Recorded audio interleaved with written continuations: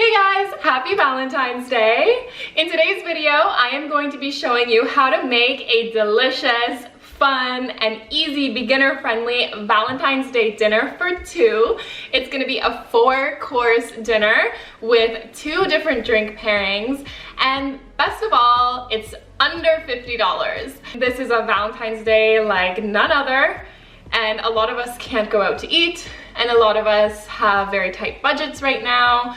So instead of ordering in or letting the day go by, I think we should still be celebrating Valentine's Day, maybe not with huge exuberant gifts. I've never been a fan of that anyway, but with a special romantic dinner with Bae.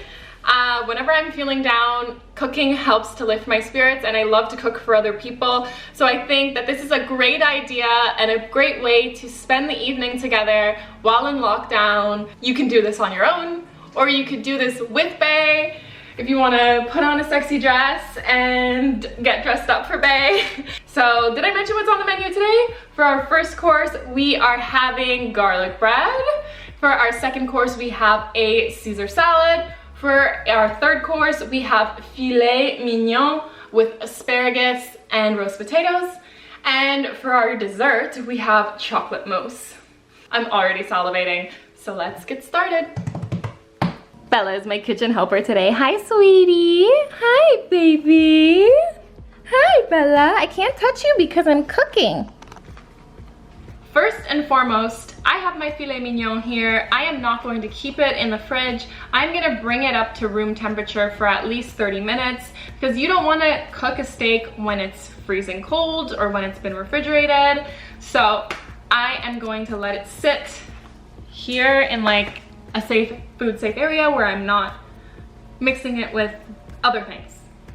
So we're starting off first with prepping our dessert. Typically when you're making a multi-course meal, dessert needs to be prepped first because it does take time to make dessert and you want it ready right after dinner. And typically you can throw your dessert in the fridge to keep it chilled and so on and so forth. So we are going to start with our chocolate mousse. And all of the ingredients for everything are gonna be linked in the description box below in the interest of saving time. It really helps if you have beaters. For our chocolate mousse, we are pretty much using kitchen staples. We need sugar, we need eggs, we need heavy whipping cream, we need some semi-sweet chocolate or chocolate chips, and we need, I think I listed everything actually. So I'm gonna roll with that. The great thing about chocolate mousse is that it is so easy. You pretty much just whip everything together and then plop it in a bowl and it looks fancy. So first up, I am going to heat some heavy cream up, 1 cup of heavy cream in this saucepan while I blend my sugar and my eggs. Oh my God. I promise you this is the hardest part of the video, is getting lids off of things. Okay. I want this to just get hot. I don't want to boil it, so I'm putting it on like medium heat, really medium.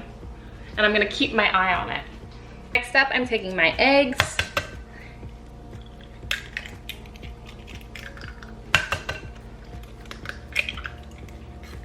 In some granulated sugar.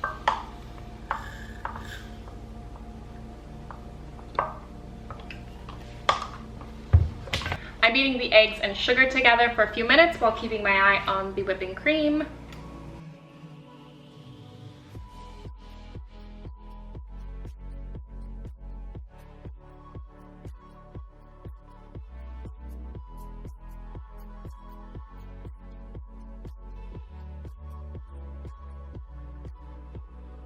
My eggs and the sugar are fully incorporated, so now it's time to dump them into the heavy cream, which is hot but not boiling. So I'm scooping every last bit out into the saucepan. Be very careful that it doesn't burn, so make sure you're on like low heat because you don't want to cook these eggs because then you'll end up with an omelet. That's also why we just continuously stir, because we don't want to make scrambled eggs. We just want a nicely incorporated base for our mousse.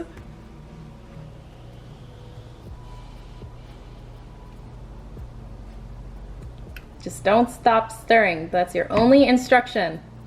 So after 5 minutes, I had like a really thick custard. So now I'm just breaking up my chocolate and putting it into the custard mix. And I'm using semi-sweet baking chocolate for this. And the heat of the custard is going to melt the chocolate, but I do not have it on the element. So it's removed from the heat and I'm just using the heat inside the mixture to melt my chocolate. Beautiful. Can you see that? I'm slowly getting this really beautiful chocolatey mousse mixture here.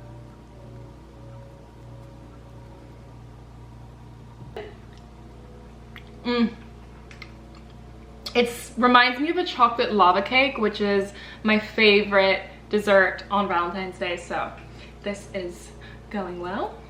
So let's put this in the fridge to chill, and it's gonna need 2 hours, so we will jump ahead magically and get ready for our appetizer. Oh my god, you know when you just have like so much shit in the fridge? Like, I don't even know where this is gonna go. Goodbye, beers! I need the space. Sorry, not sorry. It needs to be covered, and I don't have saran wrap, so struggle kitchen today.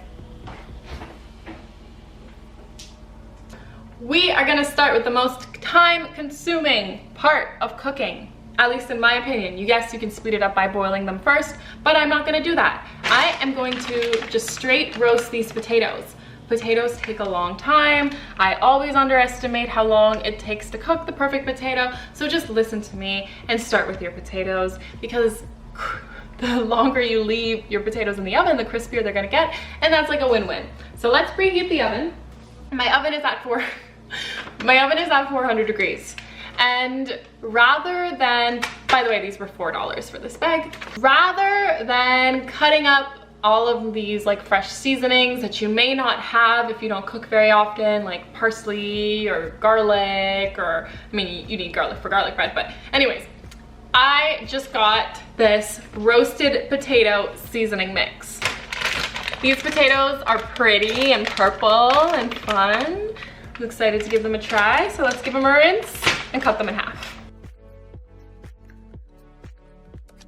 I've got like 1.5 pounds to 1.75 pounds of potatoes here. So I'm gonna use 1.5 tablespoons to 1.75 tablespoons of oil. So 1 pound of potatoes, 1 tablespoon of oil. That's a good recipe to go by. And I'm also gonna use about 1 tablespoon to 1.75 tablespoons of my seasoning mix. Very simple math. You see all that goodness? You have to scoop that out, of course, and spread it all over your potatoes. Can't let it go to waste. Make sure they're spread out so they can get nicely roasted.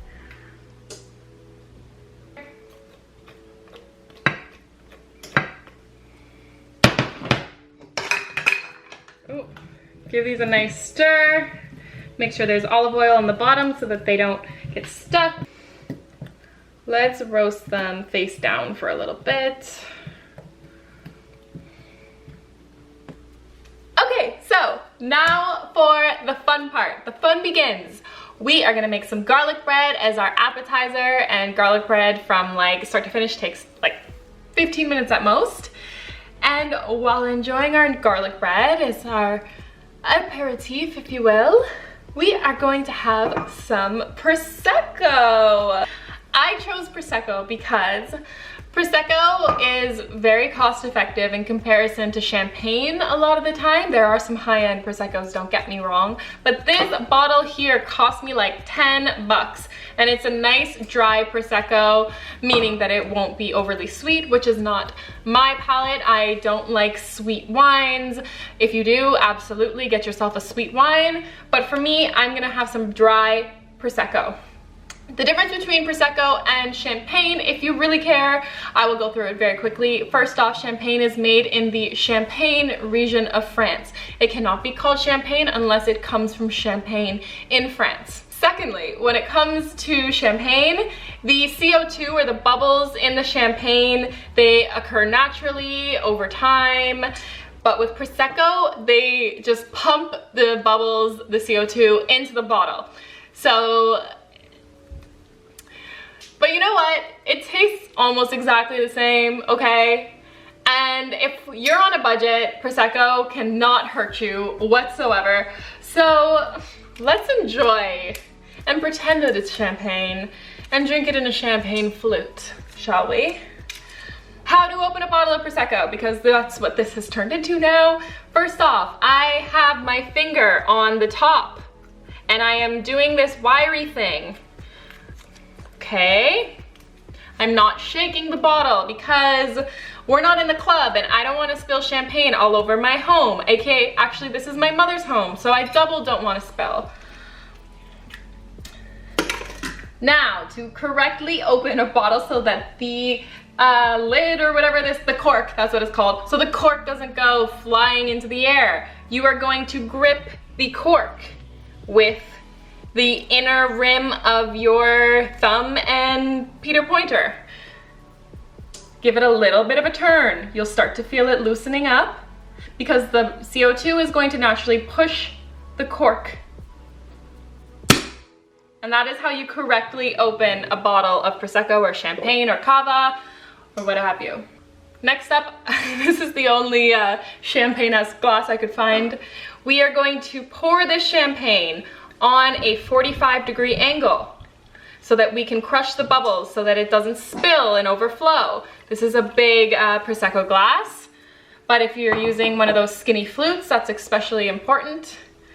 And because we're fancy and because we're drinking wine, sparkling wine, we're not gonna fill it to the very top. We're just gonna go halfway and look like we have some self-restraint, but it's only appearances. Cheers.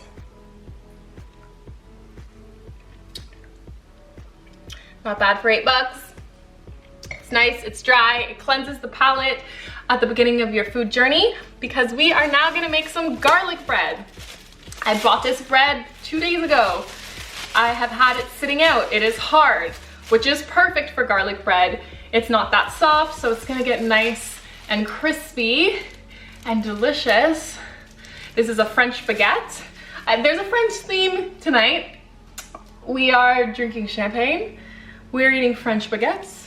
Our main course is a filet mignon, which means a cute or a little filet. Oh my God, is there anything that smells better than bread other than the potatoes that are roasting in the oven? Like, for real, for real. Very funny story, but when I was first ever making garlic bread for the first time, I thought that a clove of garlic was a bulb of garlic.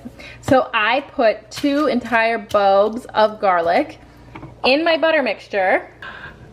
Safe to say, the entire house stunk like garlic for so many days, and the garlic bread did not taste good. So I have 2 cloves of garlic. I have my half cup of butter, and then I'm gonna cut up some parsley, gonna rinse it, throw that in my butter mixture. This garlic bread is gonna be so good. Here is the buttery and delicious garlic bread ready to go in the oven at 400 for about 8 to 10 minutes so it gets nice and melted and crispy. Rundown. Garlic bread is in the oven, it's on the top rack, and that's staying in there for a couple more minutes. The roasted potatoes are in the oven as well. They're just finishing up. I'm leaving them in a bit longer to get a bit more crispy. I checked on them. And now, while I have time, I rinsed my asparagus, letting that dry a little bit. And I'm gonna make the salad. Except the salad comes in a bag because bagged salad is so easy, obviously. This is a bacon Caesar salad. Caesar salad goes amazing with filet mignon, with garlic bread. And the reason that I like these bagged salads in particular is because if you don't do a lot of grocery shopping, if you don't cook a lot, You don't need to go and get like a big rind of Parmesan. You don't need to go and get like dressing for Caesar salad. You can literally just use your bag salad, one and done. So we are gonna make some salad. I got these 2 for 1. So we're still under budget right now. Give that a nice stir and then layer the other salad on top. There is nothing I hate more, by the way, than like when you order nachos at a restaurant and the cheese is only on the top of the nachos. You gotta layer. Layer everything. Layer your hair, layer your salads.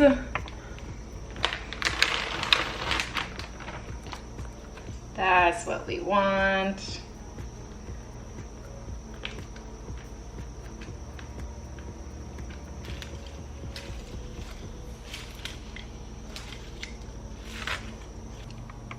Garlic bread is looking crispy and delicious. So you can add some more butter on it while it's hot or eat it as is, whatever you prefer, but I recommend that you have it with some of your Prosecco and get started on your steaks. I added more butter because why wouldn't you?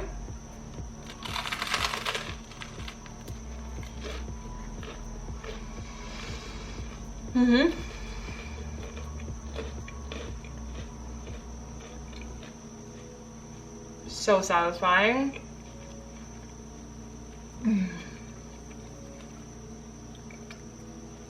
Oh my god. Love. You smelled that garlic bread. You're jealous. You're jealous. Oh. Those crumbs are good, aren't they? Ooh, careful. There's potatoes in there, girl. Don't hurt yourself. The filet mignon. It's warmed up to room temperature, so I'm ready to pat dry it. And then I am going to season it with salt and pepper. Pat dry.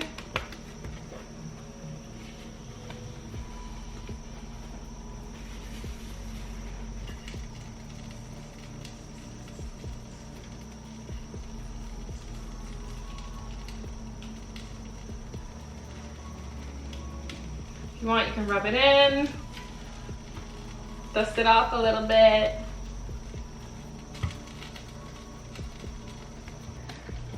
To my skillet, I'm adding butter.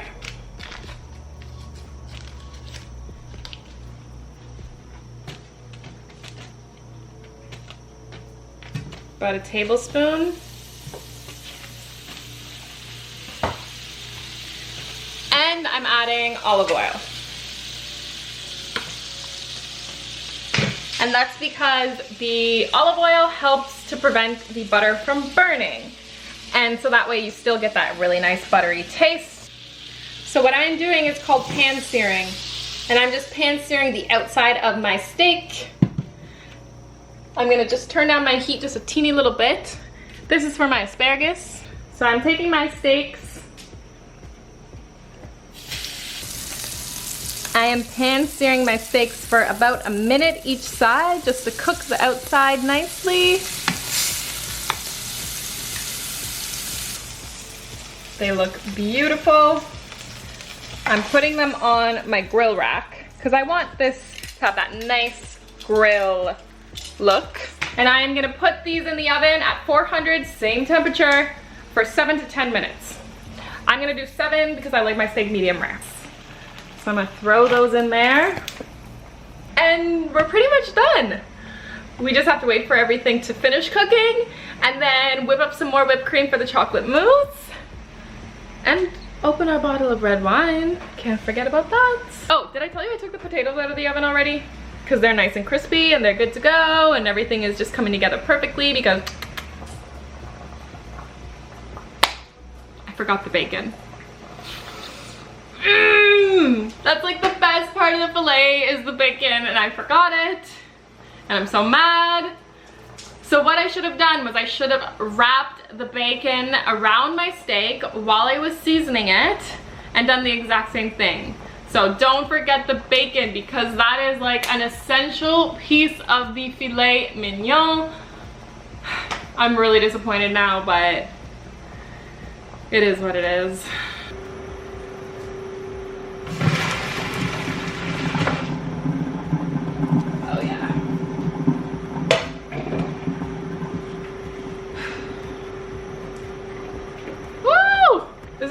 good for curly hair.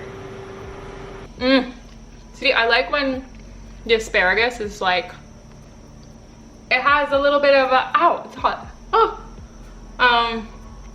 with a little bit of a crunch, you know?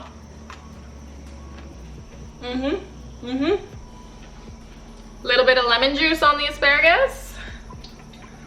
Tiny little drip drip, just to give it a nice acidity. Our fillets are perfectly ready. It's been 7 minutes exactly. Oh my Lord. Ah! Perfect filet mignon. I mean, technically you could have opened up this bottle of red wine earlier to let it breathe, or if you have a decanter to let it decant, but I forgot, so I'm gonna open it now. I got this California Cabernet Sauvignon. Everything is good. So now, to complement your steak, let it sit for a little bit, let it rest, because that allows the juices in the meat to kind of spread out and to thicken up the meat. So essential that you let your steak rest for a little bit. This was only $10. It's a California Cabernet Sauvignon. I got it on special. It is organic, not necessary, but if you do have an issue with sulfates, then drink organic wines. But I do love California Cabs. I've never tried this one, and I love the label. It reminds me of that famous painting. It's actually the same thing as my phone background. Oops. It's actually the same thing as my phone background. I don't know, can you see that? Cheers.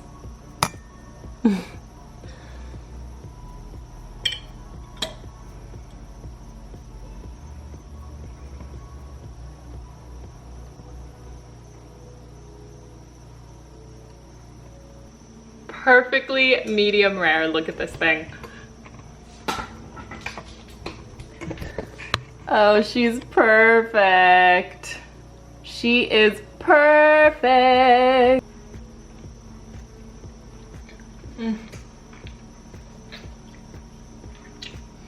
Melt in my mouth.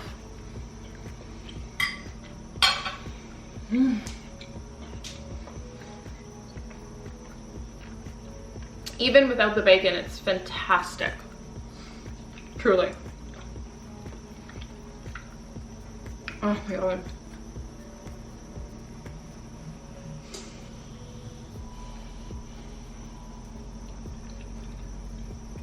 For 10 bucks, I'm happy. Oh, by the way, my steaks were $14. Hello. Oh, hi.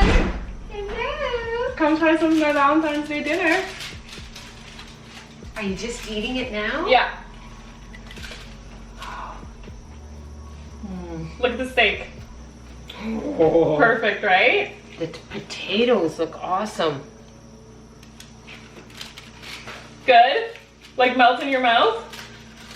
Oh, I thought that was a dog. Last but not least, I have a cup and a half of the whipping cream reserved.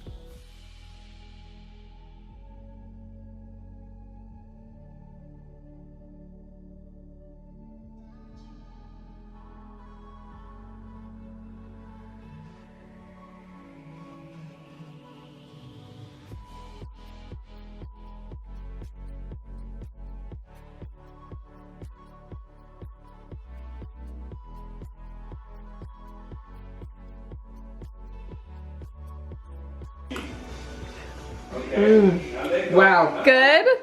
that is delicious. Yeah? I don't find it too sweet at all. No? No. Okay, good. Oh my god. Wow, that's It delicious. reminds me of chocolate pudding, like those little pudding cups that we got at lunch. Yeah, but the texture is fluffier. Mmm.